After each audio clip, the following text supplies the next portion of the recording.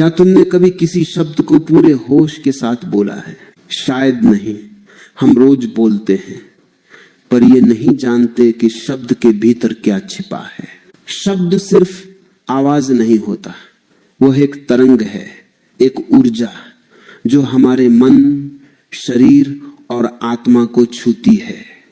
जब कोई शब्द दिव्यता से जन्म लेता है तो उसके हर अक्षर में जीवन होता है।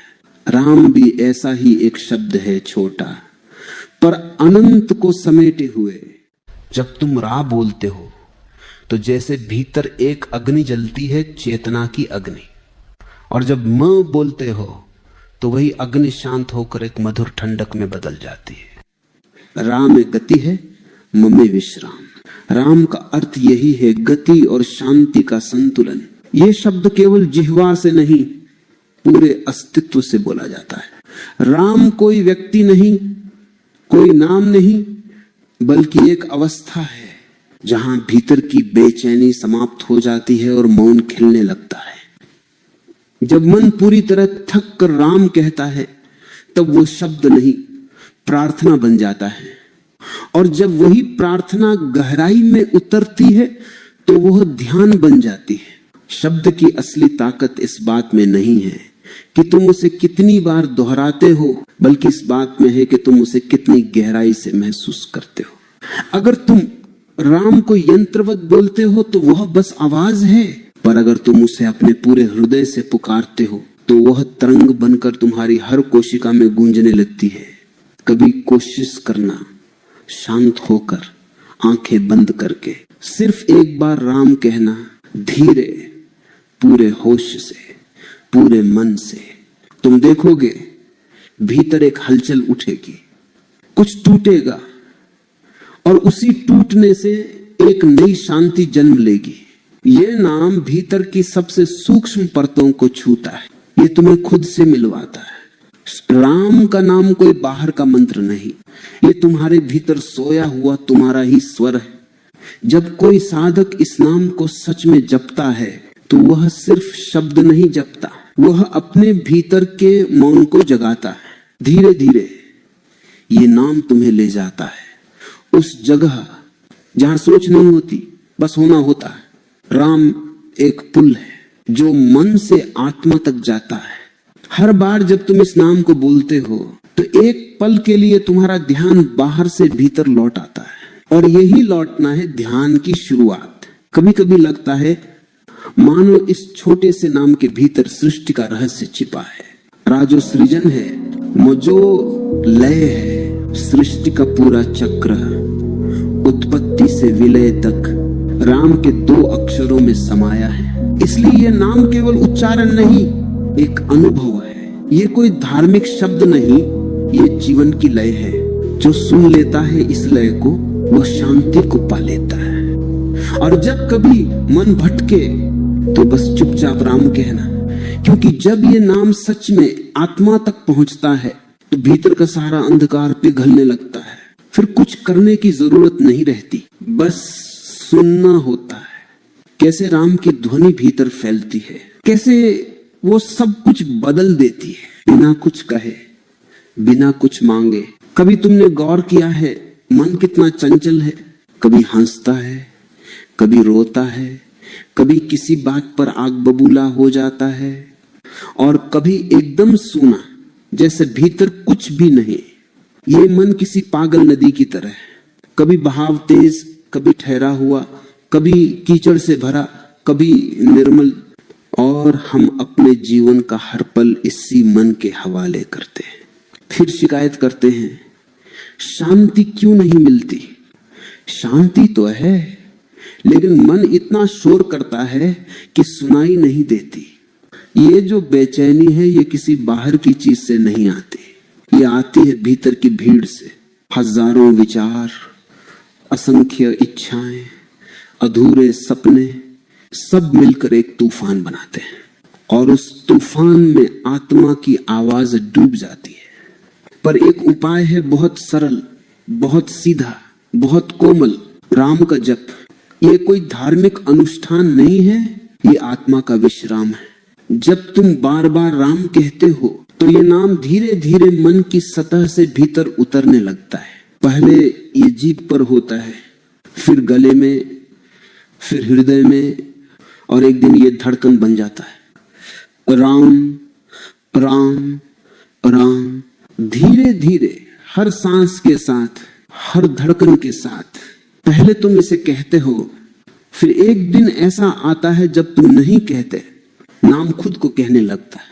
तब जप करने वाला मिट जाता है, सिर्फ जप रह जाता है। यही वह पल है जब अशांति मिटने लगती है, क्योंकि अब मन किसी विचार के पीछे नहीं भाग रहा, वह एक ध्वनि में विश्राम पा चुका है। राम की ध्वनि मन को किसी लक्ष्य की ओर नहीं ले जाती, वो मन को स्वयं में लौटा देती है। जैसे कोई बच्चा दिन भर खेलता भागता है और शाम को थक कर मां की गोद में आकर सो जाता है, वैसे ही मन भी राम की गोद में आकर शांत हो जाता है। मन को शांत करने के लिए प्रयास नहीं चाहिए, सिर्फ स्वीकार चाहिए। जब उसी स्वीकार का नाम है। जब तुम राम कहते हो तो तुम ये स्वीकार करते हो कि अब मुझे कुछ और नहीं चाहिए, बस होना है, बस टिकना है। कभी ये अभ्यास करना, शांत जगह पर बैठो, आंखें बंद करो और धीरे से राम कहना शुरू करो। मत सोचो कि कितनी बार कहना है, कितनी देर करना है।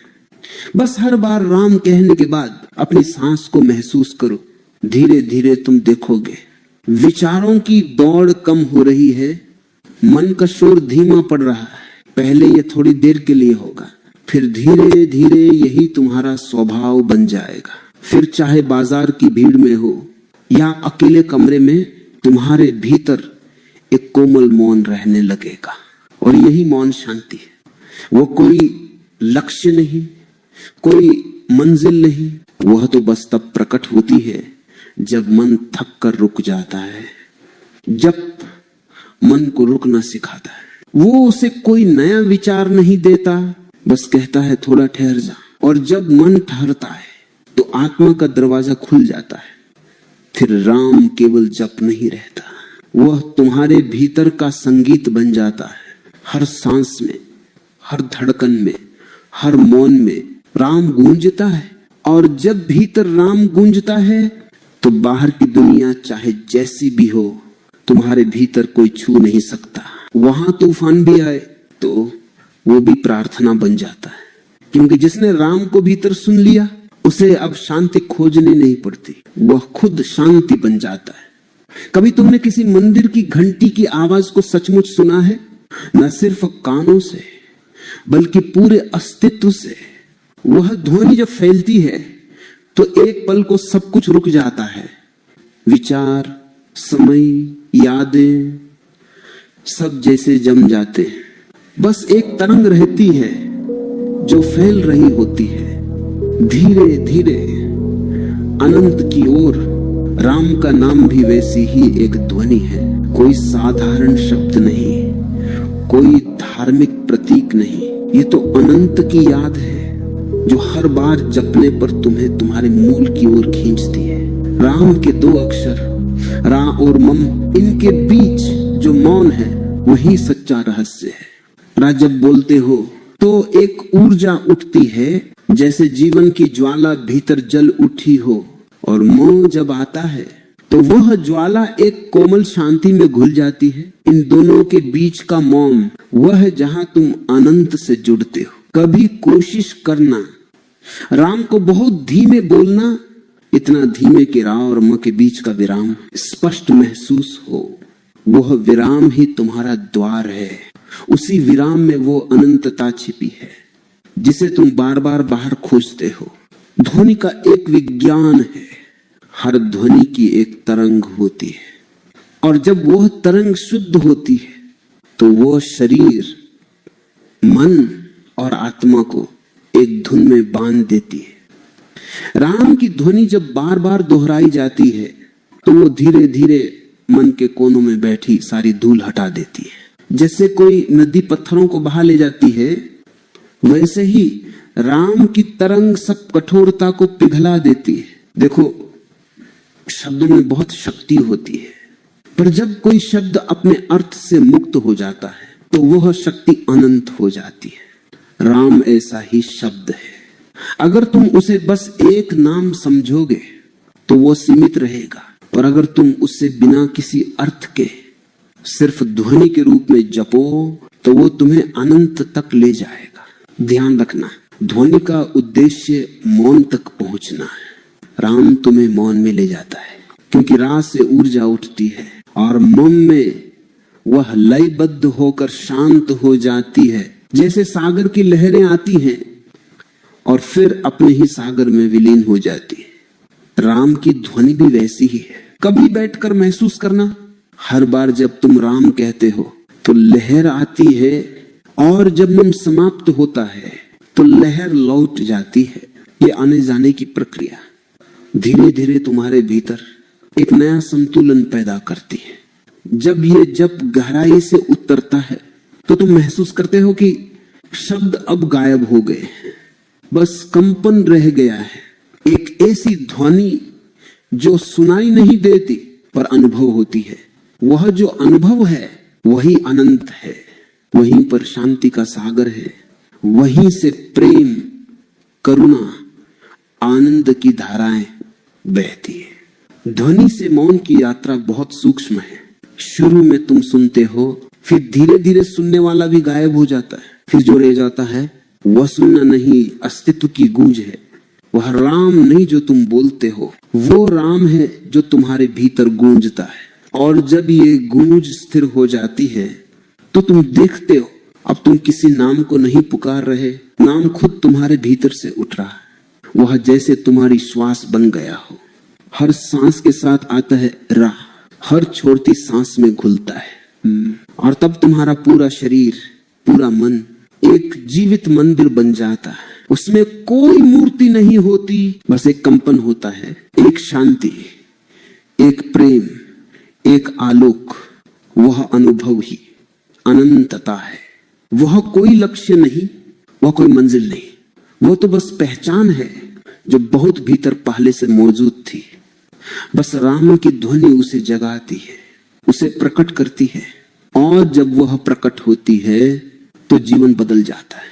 अब हर चीज में वही अनंतता दिखाई देती है, फूल में, हवा में, मौन में, स्वयं में।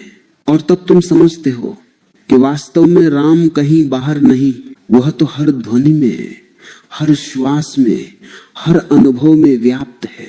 कभी तुमने महसूस किया है कि जब तुम सच में किसी चीज को प्रेम से कहते हो तो वो शब्द अलग हो जाता है, उसमें कोई जादू उतर आता है, जैसे भीतर से कुछ पिघल कर बाहर आया हो। वैसा ही है राम का जप।